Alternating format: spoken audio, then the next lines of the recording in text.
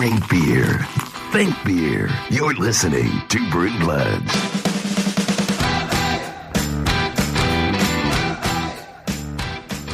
In a study, scientists report that drinking beer can be good for the liver. I'm sorry, did I say scientists? I meant Irish people.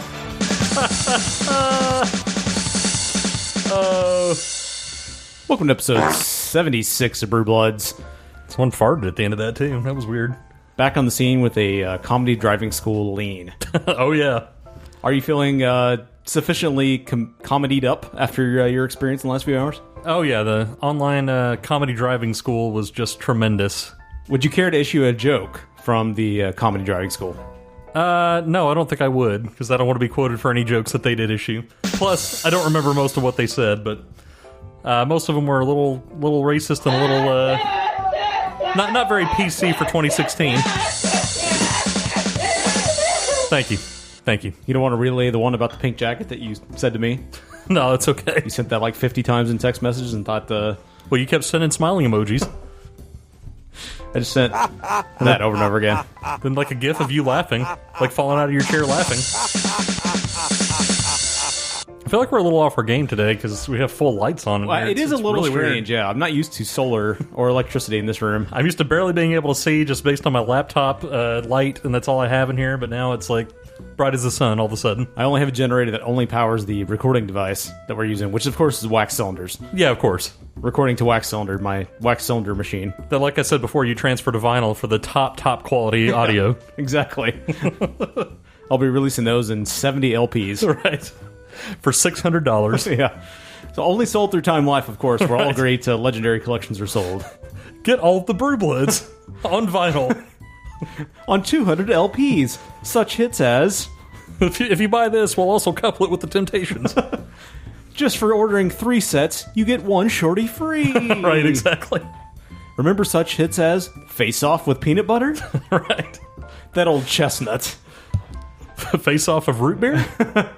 Remember when they sank to the bottom and did Coors? We do, and we know you do too. Listen along with us now.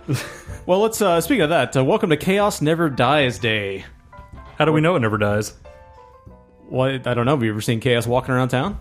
No, but then I'm assuming I don't know that he ever really lived. I think Chaos is an immortal. He's like a vampire. He only goes at night, so you never see him. Only goes at night? He only goes about town at night. I've been about town at night before. Or I guess it'd be she, Chaos. Hey, guys. I'm Chaos.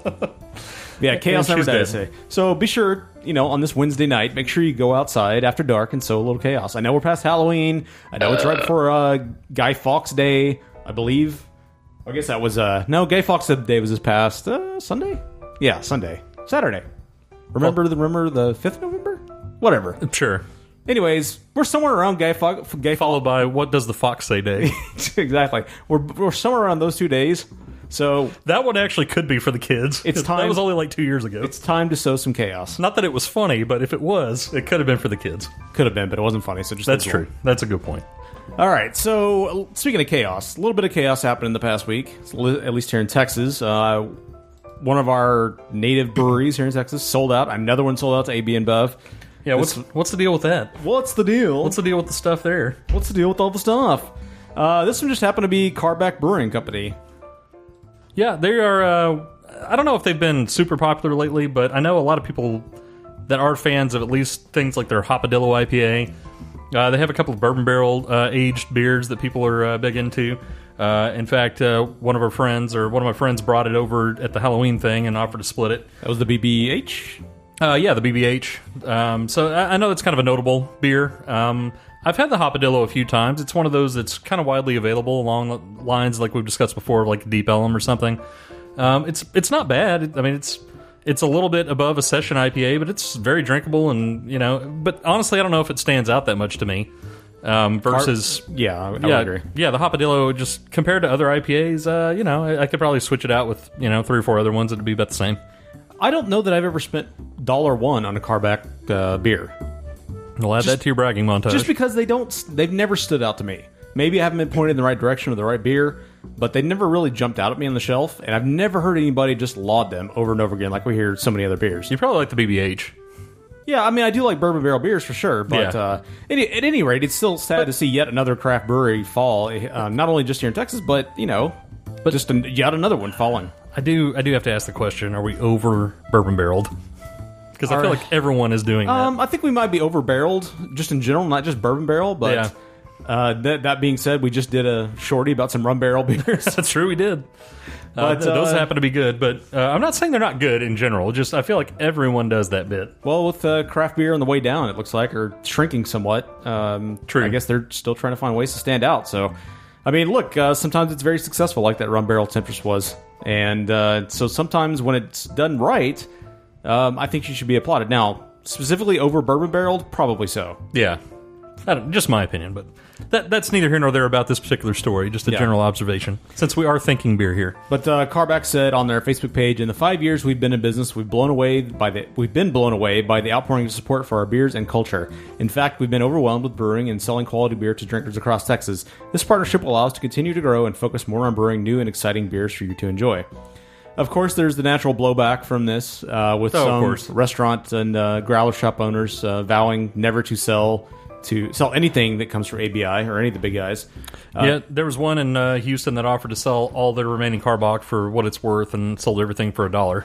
Yeah, they initially said kind of slam them. Yeah, they initially said they were going to pour it out, but then they decided, well, maybe we should actually make some money on the deal. Yeah, and we've well established our opinion on that, how ridiculous it is just because something gets sold out or sold AB InBev. We're not fans of it, but at the same time, you're going to probably have to deal with that with good beers, just for the fact that this trend is occurring. And I don't think that you need to just totally necessarily turn your back on that maker at that point. I understand the attitude of wanting to turn your back. I totally get it, especially because as they say, the guy who owned the hay merchant in Houston, he talked about on his Facebook post or whatever that he talks about AB's ad campaigns to disparage craft beer, and I totally get that attitude when that's your primary market. So I understand the attitude. I think it's just sad. It sucks that I understand people want to make money, but I just think it's funny they joined their AB InBev's quote high end division. Yeah, I guess the fear though of this continuing to happen is that they're going to buy so many, and then at that point be like, we don't care about. We want to just shut all this down because we really just want our regular beer to be back in the market. Well, it is a legitimate fear. I mean, they do increase their costs increase as a result for making this beer. So either they're going to water it down eventually, especially if the market doesn't grow for them at all, which it looks like, again, like we said, craft beer may be shrinking a little bit, or they're just going to quit selling it altogether, just to swamp everybody and say, well, this is all you're going to get from us. Right, absolutely. I don't know. I understand wanting to get paid for your work. I just wish they would have just taken an infusion of cash from somebody rather than just selling out completely. Yeah, I agree. But, AB InBev, I don't know the exact numbers, but they probably backed up a truck of money. And no, absolutely. I don't think there's any doubt about that. Yeah, I mean, they're probably swimming Scrooge McDuck style today. Because who isn't? Yeah. Well, I'm not, but... I'm not either. But you know what I am doing? We just fell back. I decided to still spring forward, but the rest of the country fell back. So Mark's like 2 hours in the future from everyone. That's right. You can let us know what's going to happen. I'm in the year 2000. Nice. We already have flying cars and hoverboards. Wow. I've always looked forward to the year 2000. But I'm going to go back in time, and I'm going to fall back 2 hours. And now we're going to talk. Now that we're firmly ensconced in the bosom of fall, we're going to address a beer that is specifically centered around autumn. And very specifically around something that you would enjoy on pancakes. After this.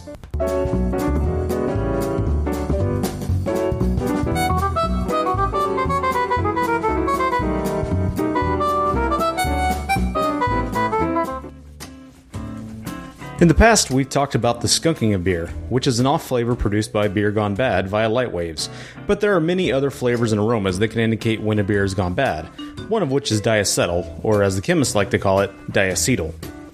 Diacetyl is a chemical that presents a buttery flavor or aroma, not that unlike butterscotch. And if you've ever made microwave popcorn, then you've ingested it, and you've gotten a face full of it, because it's what manufacturers use to give it that real butter flavor. Diacetyl is also known as the culprit behind popcorn lung, which isn't as fun as it sounds. popcorn lung, or bronchitis obliterans in fancy science man terms, first gained widespread notoriety in the early 2000s when a number of workers at a popcorn factory developed this condition due to the airborne inhalation of diacetyl. Diacetyl production is a perfectly normal part of beer fermentation, and it's produced by normal yeast metabolism. However, you don't need to worry about the diacetyl produced through fermentation because the amount you're consuming won't approach harmful levels.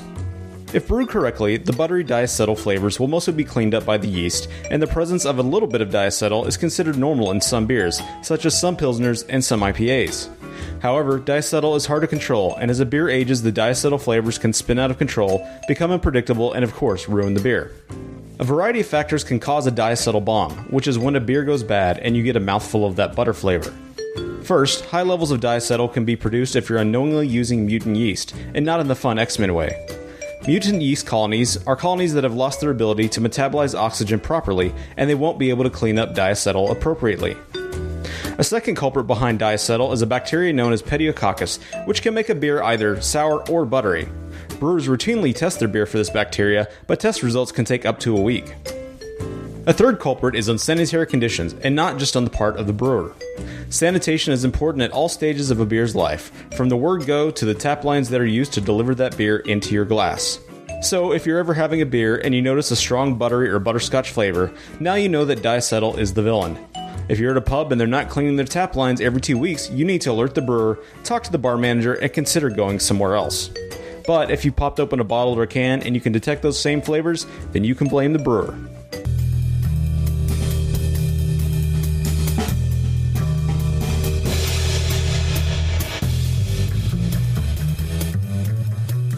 So today we're taking on a brewery that we just recently got into Texas in the last few months, and I have not yet sampled their fine fares. Now you know what it's called, right? It's the Bruery. Right.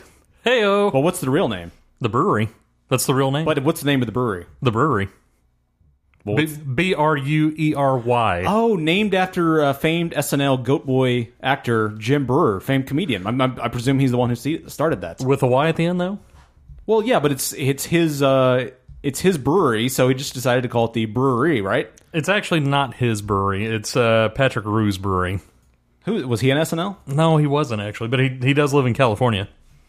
That's close to Los Angeles, where they don't make SNL. Right, that's the other side of the country for them to make SNL. But I guess Jim Brewer probably lives around there somewhere. There's no way to know that, really. There really is no way to know that. So it's a fact. This brewery is named after Jim Brewer, Goat Boy comedian. Also known as the Brewery. Well, what's the name of the brewery? But moving on. Yeah, exactly. That's our little rendition of Who's on First. Yeah. What's the name of the brewery? You two can get this on the Time Life collection.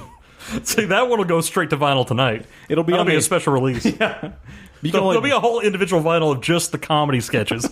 No beer reviews at all. Exactly. It's all our comedy. Right. So it'll be like half of a 45. Hey guys, what's the name of the brewery? It's the Brewery. The Brewery. What's the name of the brewery? The Brewery. I mean, I know it is a brewery, but what's the name? The Brewery.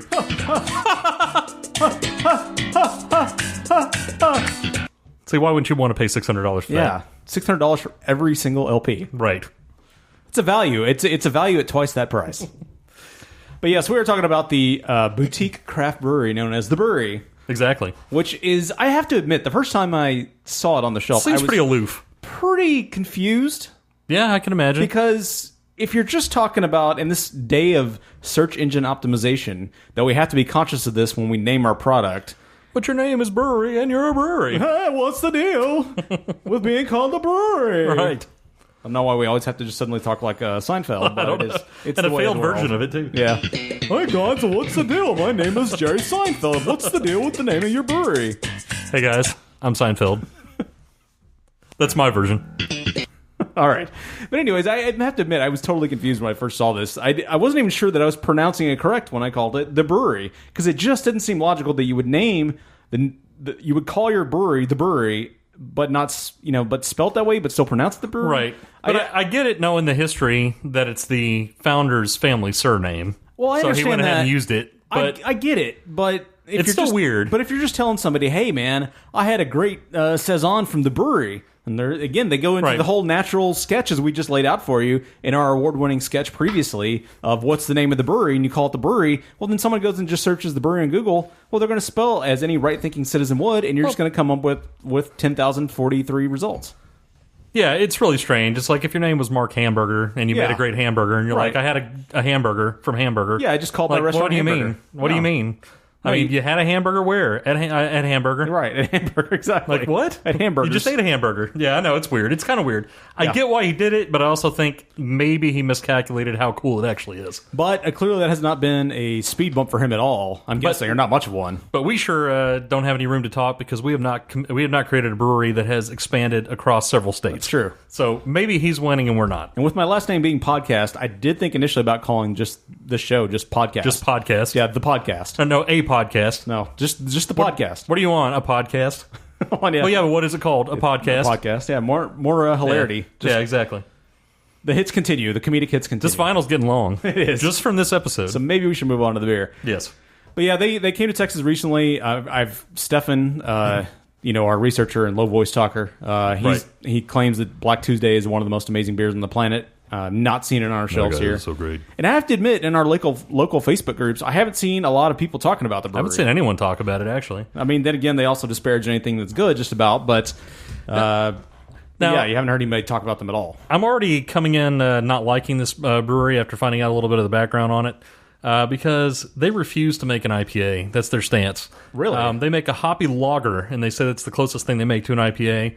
And then absolutely everything else is wild, sour, or barrel-aged. That's their focus. So they're very niche-y. Hence the fact that they are a boutique brewery. Yeah. So why the stance against IPAs? They're just trying to buck the trend? I think they just think that IPAs are oversaturated. I can understand that. I understand it, but just to... we talked about utterly refuse it, I don't know.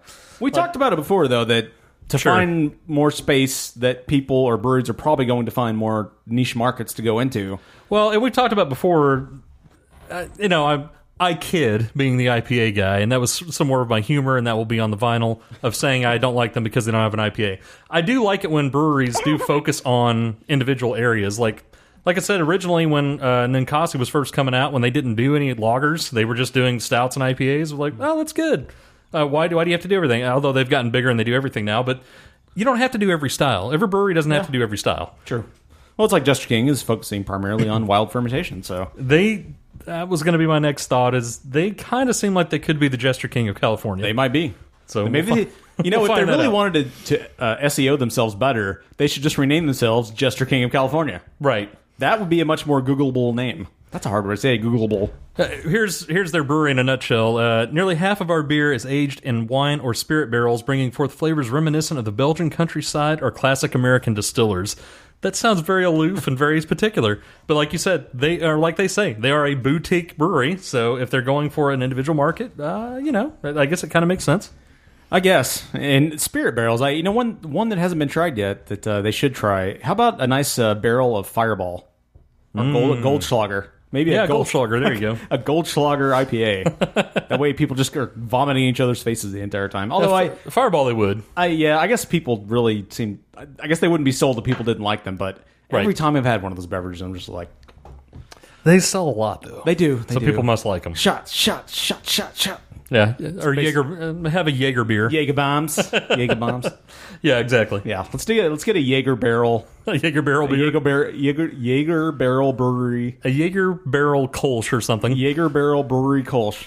I mean, they do advertise now that they are handcrafted. I don't know if you've heard their commercials. Oh, really? Jägermeister? Yeah, that's one of their ongoing campaigns is they go to a hipster bar and they ask for Jaeger, and they're like, oh, I only have handcrafted cocktails and alcohol. And they're like, well, that sounds like a Jaeger. Handcrafted small batch Jaeger. Right, exactly. I did hear that they are constantly innovating. I'm like, when was the last time Jaeger innovated anything? It's tasted the same forever. Yes. It's tasted like Robitussin forever and a day. Yeah, I don't know when they started, but whenever that was, it's tasted the same. But back to the brewery. But this isn't a Jaeger cast. But back to the Gym Brewery. Right. Yeah, so it's good to see. I mean, we're beginning a lot of influx of new breweries. We got Cigar City coming down the pike here shortly. Did you hear about Russian River coming this way, or you're just speculating? No, they're not. I said if they would, everything would be covered. So we're becoming kind of a nice nexus of the really great breweries out there, and everybody says that the brewery... Hey, The Bruery is really good, and Bell's is on its way. Bell's is coming in March. I mean, that's going to be great. So really, other than politics and heat and an ugly landscape, there's no reason to leave Texas. If you just want to drink craft beer, just in it for this the beer, is a very good spot to be. Right. Okay, so going over some of the other beers that they have, obviously before we get into the one we're doing today, like the usual. I don't know if you've heard this show before, Mark, if you've been on the show, but this is normally what we do here. I have no idea what you're doing. Oh, okay. I'm watching Time Life right now, and I have no idea what you're doing. I'm going to listen to these golden samples. Looking over their top 10 beers, most of these, the funny thing about it is, at least 2 of these are retired. With the most reviews. So I guess they do kind of do, like they said, they do experimental stuff and they come and go, and a couple of these are gone. They are Saisons, or one of them is a Saison and one of them is a specialty grain. I don't think I've ever had a specialty grain beer. Have you? Not that I recall, but my memory is terrible. I've done a lot of drugs.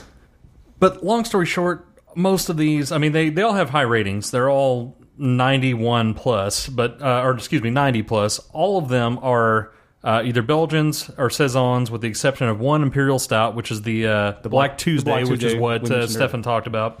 That one comes in at 19.9%, and it gets a 100 rating. I just bring that up because I think it's funny. We just talked about Bruery, and they have the same situation where they do a bunch of sours, wild ales, and Saisons, yet their Stout is the standout, highest-rated beer they have. Yeah. It looks like this one is the same thing. I just think that's interesting that these breweries have that same thing in common. It's a good little fact you pointed out. Do you like that factoid? I knew I had you on the show for some reason. It's not just a one-man show. For some reason? For some reason. All right, well, given that we're in the throes of fall, we've got our parkas on, even though it's 90,000 degrees outside. We're going to go ahead and welcome in the falling leaves. The trees are falling apart all around us. It's really mostly just from tree rot, but we're going to say it's part of fall. Is that why you're wearing plaid? It is why we're wearing plaid. Okay, I was wondering. We're going to celebrate that with the Brewery's Jim Brewer Brewery Autumn Maple. The Bruery is a brewery located in Orange County, founded by Patrick Rue in 2008. Patrick picked up home brewing as a hobby. That led him to eventually quit law school and open a brewery instead. The brewery specializes in barrel-aged and experimental ales. They have dozens of original beers each year, with a list of ingredients and inspirations growing perpetually. Their collection of oak barrels is key to their brewing process, as nearly half of their beer is aged in wine or spirit barrels. They believe this brings forth flavors reminiscent of the Belgian countryside or classic American distillers. They have 4 different beers available year-round. The Humulus Lager, a hoppy beer with citrus, pine, and intense herbal characteristics. The Jardinier, French for the gardener. A Belgian-style ale, local red, an oak-aged American red ale, and the Mischief, a hoppy Belgian-style golden ale.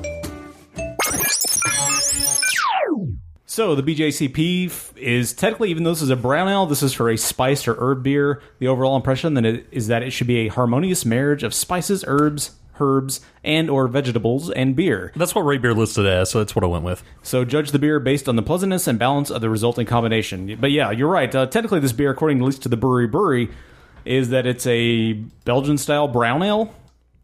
So it has like 50 styles anyway. Yeah, it's basically the Man-E Faces from He-Man of beers. Another reference for the millennials. Yes, a hot reference. Because it's a Belgian, it's a brown ale, it's a spice or herb beer. It's a spice. It's a spicy herb beer. That's an authentic Italian impression from yours truly. That really was good. The master of accents. Hey guys, I'm Italian. How's it going? I'm Italian. Just call me Accentor, the He-Man villain. He-Man, yes. The Jewish superhero, He-Man. Right. Yeah, so this is admittedly a strange-sounding beer, not even just from the weird many names that this beer has. This beer has many faces. It does. As far as the description for it goes, well, let's go ahead and start from the top. The Autumn Maple has an ABV of 10%. Should be served in a lager glass, shaker, or tumbler. So we are actually adhering to the glassware this week, which is good. Mm-hmm. The description says it's brewed with 17 pounds of yams per barrel. In other words, a lot of yams. Hey! This autumn seasonal is a different take on the pumpkin beer style, brewed with cinnamon, nutmeg, allspice, vanilla, molasses, and maple syrup, and fermented with our traditional Belgian yeast strain. This bold and spicy beer is perfect on a cold autumn evening. So it definitely has a lot of spices and stuff. So if it's based on the pumpkin beer style, I kind of understand why they put it in the spicy vegetable category. Well, I'll tell you what drew me to this beer was, one, it was a beer I'd never tried before. That's, usually a good contender. New hotness. We hadn't tried the Brewery. And then also, I saw that it was emblazoned with the words autumn maple, which made me think, maybe it's going to taste like maple syrup. Yes. Not syrup, for all you weird people out of the South. It's not syrup. Syrup. Because who could make a beer called To Syrup with Love if they call it syrup? I don't authorize anybody to use that name for their beer, by the way. That is now my beer name. To Syrup with Love. I'm going to go ahead and brew it. Syrup with I'm going to brew it this weekend. And I'm going to sue you right away. I've already filed the There's no lawsuit. proof that you ever came up with that. I just created it on the show. I already trademarked and patented it. But I talked about it off air. Patented it. You hear what I'm saying now? I talked about it off air before. You haven't just stole it from me. You haven't talked about anything. I'm going to get a DNA test to prove that you're wrong. Okay, that makes sense. And also the And weird an thing AIDS is test. they use yams. Now, here in the South, we tend Yams? to use... People get yams and sweet potatoes confused, but they're very distinct vegetables. Just because they taste a lot alike, ignore that. Right. They do But taste a lot alike. everybody tends to confuse. But come on, they taste a lot mix alike. up yams and sweet potatoes, but there's a very distinct dividing line between a yam and a sweet potato, and that dividing line is one is a yam and one is a sweet potato. No, one is a they're sweet called potato, different one is a things. yam. They have different names. Get it right. Stop confusing the two. Now, I am looking forward to this beer because I am kind of a sheep and I just go with whatever the ratings say. So that makes me either happy or sad about what we're about to try. I'm glad you acknowledge your faults. And this one is rated very good by Beer Advocate and gets an 86. And then by Rate Beer, it gets a 90 overall, 97 in style, which I find interesting because there's not a lot of beers that use yams. So what style is it falling into? I Who guess knows? probably the spice herbed. Which that could be style. anything. You just throw some spice in something. Maybe then the Belgian brown ale style. you automatically get a 97 in style. Right. Untapped, 3.69 on Uh-oh. 38,897 unique reviews, 45,000 overall. So kind of an average rating. a little above. A little above, but it's not I'm saying it's A not little above. It's not like 97 in style like Rate Beer. No, it's not 90 overall or 86 overall even. It's you know, it's a little. It's in the middle there. Pretty good little rating, but That part's going on the vinyl, the comedy vinyl. Just that out of context. So, what are your expectations for this beer? My expectations are for this to be very sweet and to be not pumpkin-y, of course, since it doesn't have pumpkin, but something along those lines of, since I do think sweet potatoes and yams are the same, I feel like it's going to taste like that, except like if you threw a bunch of marshmallows and sweetness on top of it. So I'm going to go ahead and say it's going to be with vanilla, allspice, molasses, and maple syrup all together. This should basically put me in a sugar coma. I'm expecting this to have if they're gonna emblazon the bottle with the words autumn maple, I better get a distinct maple character in this. 17 pounds of yams, Mark. I know, but maple. Right. If you're gonna call your beer maple, it better taste like maple, not just a hint, not just a small popcorn fart of maple. It better Right. be I better feel like I'm drenched in the Canadian flag right now. Cinnamon, when I drink this. nutmeg, allspice, vanilla, molasses, and maple syrup. I think you're going to get a sweet taste out of this, Mark. Now, I do. I'm expecting that it'll taste more like a yam beer, not a sweet potato beer. Because, again, very distinct dividing. I'm going to lines. say it tastes like a sweet potato beer. Well, I think you're wrong. I haven't had it yet, but I'm going to say that. But let's find out. Let's start with the aroma. The aroma for the for spice herb vegetables should be variable by style. Can't it really believe it. has to evoke the character of the beer style and the spices involved, or the adjuncts involved. I'm breathing deep, Mark, and I'm not getting a whole lot out of this, to be honest with you. There's a little hint of something there. There's a little bit of earthy tones. Maybe a little yammy. Maybe a little yammy. Definitely more cinnamon.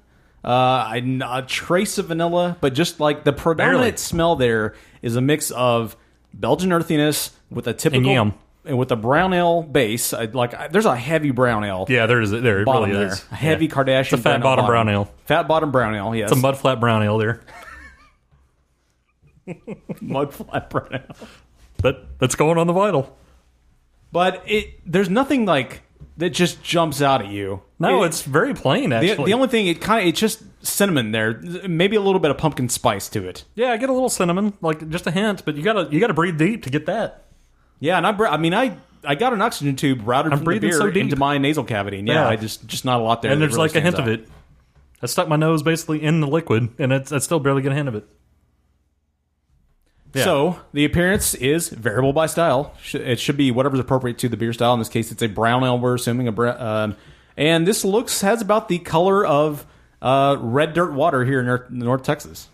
Yeah, it's fairly solid, but I mean, there's a little bit of light definitely gets through, so it's not like it's pitch black and completely opaque or anything. There is some light that gets through there, but it's I mean, it looks like a standard, like a brown ale. It's got maybe a slight red twinge to it, but it's mostly brown. Slightly, yeah, slightly being the key word. It has Yeah. the color of about a yam or sweet potato, Right. But it looks like if you had to it looks like something like if you dredged up the mud in the bottom of a pond. Right. When you're searching for crawdads, it looks like crawdad water. It does. It's very close to crawdad water. Or when you're hand fishing. Or hand fishing, yeah. Anything we do here in the South. Yeah. When you're going mudding and you get in a puddle and you get your clothes dirty, right? And you just got all kinds of crawfish crawling up your red butt, dirt all over you. It's about what it looks like. It's very red dirt crawfish, hand fishing, color wise. Right, exactly. Now flavor, and this is obviously unfiltered because it does look like crawfish water. It does. It very much does. Head wise, it didn't. It poured with a ton of carbonation that receded very quickly. It was like 80% of the glass was carbonation. And basically what's left is almost no head with a lot of bubbles. Not a ton of bubbles, but a lot of bubbles. It's that standard, I know people have seen this on other beers, where you pour it, the head recedes, there's like a little white ring on the outside, and then like a little floating island thing in the middle. And that's about it. It's like the ring left on a coaster, sort of. Right, exactly. That type of head. So basically no head. It's just like, if you have a beer, you have a little bit of head on the outside. That's all that's there. Like, I think a Miller Lite pours with this, basically. Pretty much, exactly. I'm not saying this is a Miller Lite, but, because we haven't tasted it, but it does have that look. And speaking of taste, mouthfeel should be variable by style, depending on the beer. And it should have somewhat the body and carbonation levels should be appropriate to the base style being represented. So it could be basically anything. A raw spice character is undesirable. That's the problem with the BJCP with vegetable spice beers. It's basically, it should be what it says it is. Yeah, and that you're right. So basically we're looking for something that tastes like a yam, not a sweet potato, and should be somewhat fall-like. And, as I said, I'm making the stipulation, you emblazon the word autumn maple, the word maple on your bottle, you better taste like maple syrup. Yes, not absolutely. syrup. Man, I can't believe they put Founder's Breakfast Stout as one of the commercial examples of this. I disagree with that. But anyway, that's a side note. That's a think beer note on the side. I also would want this to be a breakfast beer. Sure, absolutely. Calling yourselves maple, again, expecting notes of maple syrup. But I tell you what I'm getting here is not that. I'm getting a brown ale. Take another sip of that, because there's a couple of complex things going on here, I think.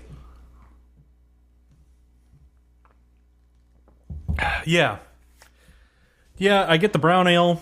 I get, barely any sweetness at all, given everything that's in there. I do get the Belgian undertone, since I'm hypersensitive to Belgian beers. And people. Of course, we well established that. So I definitely get the earthy tone that's there, too. But I feel like the Belgian and the earthiness of that, and then the brown ale, are the prominent things here. With maybe a little hint of sweet. There's a little hint of sweet on top of that. Yeah, like if you're layering a cake. It's not sweet. Yeah, I mean, it's there. It's definitely there. But, it's like the frosting on a cake. Like you have the middle of the cake is the Belgian and the brown, and then you have like a little hint of flavor, like sweetness on top. But yeah, it's like you said, I would have thought you would have had mostly frosting in this case. Right, you're expecting, what we were wanting out of this beer was buttercream frosting. And what we got was your average dime store cake, your Albertsons cake, although I guess they're gone now. Right. Your average Kroger or Tom Thumb or Ralph's cake. Right. With just your spared fare average back of the shelf frosting, which we've talked about before. It's a common descriptor with beer reviews, comparing things to frosting. But old frosting on the back of a Walmart shelf. Exactly. It could be a Walmart sheet cake. But this is like a sheet cake. Exactly. Yeah. This is like a spare Tom Thumb sheet cake. I'm not even sure it's... Well, it might be Tom Thumb. It might be a little better than Walmart. Well, maybe not one that's been sitting out for days, but it's got it's just got It might be a fresh generic sheet cake. It might. But it's not. It doesn't have the thick buttercream we wanted out of this. At least the way I wanted it. Because what I'm not getting here is a lot of maple syrup. I mean, there's a hint there. Right. But what I want is pancakes, maple syrup pancakes in my mouth. And I didn't get that. The more you drink it, the more it comes, just like is typical with beers. You get more of the variety of flavors. But I agree with you. It's not near as prominent as you would think based on how they describe it. Yeah. And like I said, they have about 6 or 7 different sweet elements they're throwing in there. I expect it to almost be too sweet to not like it. To think it's overly sweet. It does not fall in that category for sure. Does it represent the yam well? I think it does. Yeah, I will say that there. I think the yam is probably what we're getting somewhat confused with the brown ale and the Belgian notes. I think that's the yam. It might be. It also might be the slight sweetness because they put so much yam in there. I mean, I know yam and sweet potatoes are different, but they do have they both have some slight sweet taste. I think maybe the earthy and the sweet together, maybe that is the yam that's coming out in there. And there's a hint of maple. I don't notice any molasses in this beer. Maybe it's getting mixed up with the maple syrup flavors. But the more hoppier notes, because it's only 44 IBU, so it's not extremely hoppy. But I think the cinnamon and the nutmeg are kind of lending themselves to kind of a hoppy bite. Right. Just taking a little tiny bite out of your tongue. Nothing, nothing erotic or vampire-like. Just or murderous. Just a tiny little hoppy bite. Let me make an on-air correction. I accidentally left the IBU from a previous beer on there, so it has no IBU. Oh, no IBU. Well, there you go. So, there's no wonder. But that nutmeg and cinnamon are providing sort of a hop-like bite to it on the front of your tongue. I will fire the intern that left that on there. Oh, admittedly. He's not just getting fired. He's getting executed. Oh, yeah, definitely. No, you can't have a flaw like that. That's not acceptable. And we're going to kill his whole family while we're at it. Looking at a couple of these reviews as well on this beer, I don't get what the people that rated it 3.5 or above said. Not that I'm necessarily giving away what my rating is, but they rated it a little higher and gave it a little positive notes that I just can't agree with. Saying the aroma has notes of spices, pumpkin, caramel, and malt. I didn't get that hardly at all, if anything. Flavor is sweet with notes of malt, caramel, pumpkin pie, cinnamon, and other spices. Like maybe raw pumpkin. I can give you that, but pumpkin pie leads me to believe it's going to be a lot sweeter than that. Yeah, I don't get pumpkin out of this. I guess, no. Yeah, I don't get it either. I mean, I know we're experienced with a lot of pumpkin beers. The Pumpkinator locally, the Pumpkin from Southern Tier, things like that. But I would not put this. This is much more yam than it is pumpkin. Oh yeah, it's much more yam because it's much more subtle than a pumpkin beer is. Sure, those pumpkin beers tend to be a lot more just forward in your face with those flavors, and this is much more balanced, I guess, in the yam's favor, which is not right. Yams don't tend to be overpowering in flavor as much as pumpkins do. Right. No, I totally agree. Yeah, and they say pumpkin style. I think when they say that's confusing people, like to think that, this is a pumpkin beer. Yeah. I mean, they say it's pumpkin style. They just say it's yams, so it's a yam flavor. It's pumpkin style, but what does that mean? Yeah. What does that mean? Just we substituted yams for pumpkins, I guess. Okay, it's pumpkin style then if you replace one with the other, but doesn't mean it. I don't know. Pumpkin, yeah, I know. Pumpkin intended. It does have a warm alcoholic finish a little bit. I'll agree with them a little bit there. I do think it's oily too. I think that's a good description of the body of the beer. Is that a good thing? I don't know. I would also find is it's leaving my mouth a desert.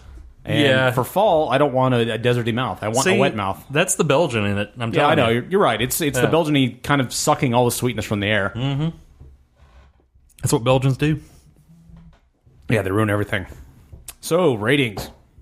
So I'm going to give this beer the name of Autumn in New York. That movie, you got Winona Ryder in that movie, and there's nothing wrong with Winona Ryder. Like seeing her on screen. That's what I wanted out of this beer. Well, I didn't get Winona Ryder, and what I got instead was like Kathy Bates.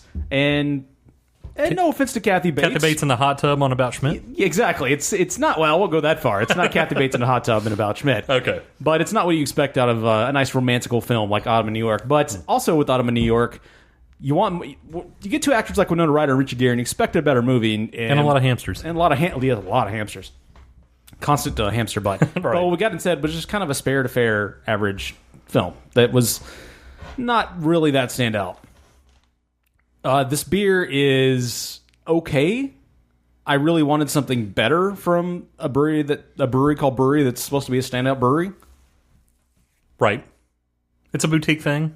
You would think it would actually do really well in these boutique situations. You would think so.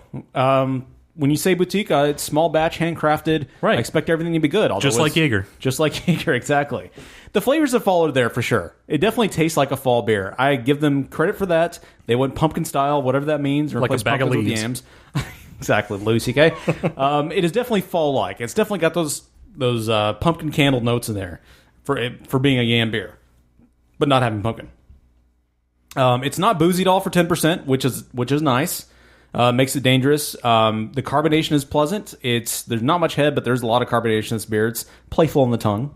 But my main objection to this beer is the name, and they failed to live up to that name. It's called Autumn Maple. There's almost no maple there. I wanted a tall stack of Denny's pancakes just drenched in maple syrup. I wanted to have the Canadian flag thrown about my shoulders, and I wanted to be treated like the Toronto Maple Leafs It had just won the Stanley Cup. I wanted all of that in my mouth. I got no Stanley Cup in my mouth. I had no Canadians in my mouth. Instead, you got 4 a.m. IHOP pancakes. That's right. I got 4 a.m. IHOP, been sitting out, pre-chewed by a toddler, pancakes. Not to say they're unpleasant. Thrown up on by a drunk. Well, yeah. Well, I won't go that far.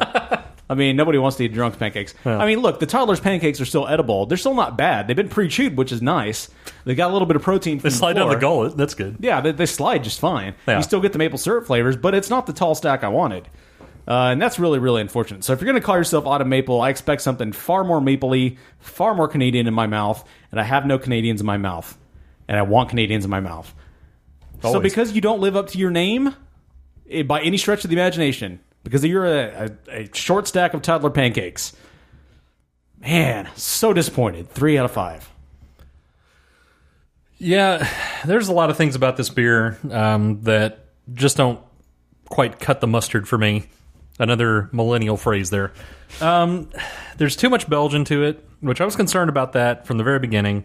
Anything that has a Belgian-y beer base, I have a little problem with. But I was thinking, okay, we can have a little Belgian base, but maybe he'll just be kind of hidden in there. And we'll mostly get hit with the sweet taste of sweet, syrupy autumn. Yeah, you wanted like a Belgian wearing like a Rhode Island mask. Right, exactly.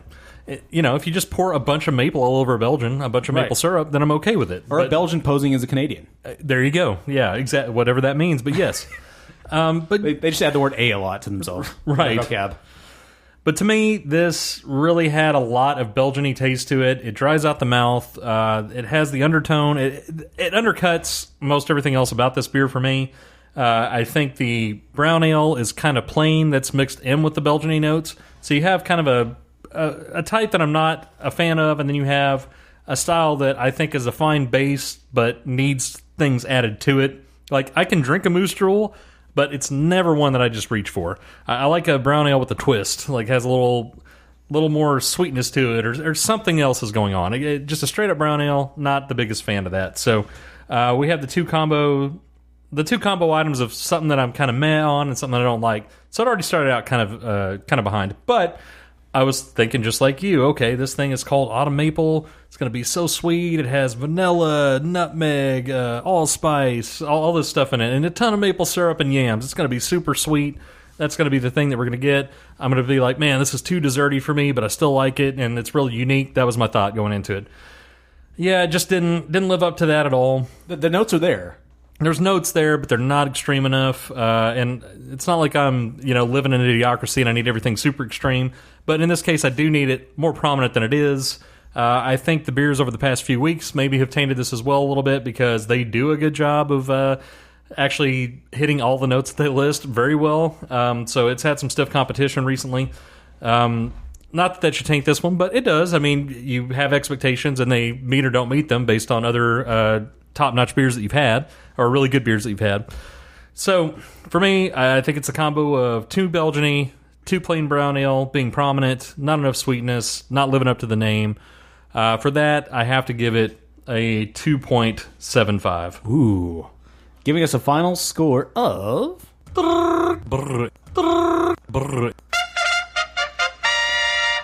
2.87. So sad. So sad. So sad. No, well. You don't know till you try it, right? That's true. You don't know what you've lost until you've had it and realized you're missing everything that it should have been. Right. To sort of quote Denny Green, they were not who we thought they were. No, that did quote him, exactly. Oh, wait. In reverse. In reverse, exactly. Well, thanks for listening to Brew Bloods, episode 76. Thanks for listening to the show. Thanks for all your support.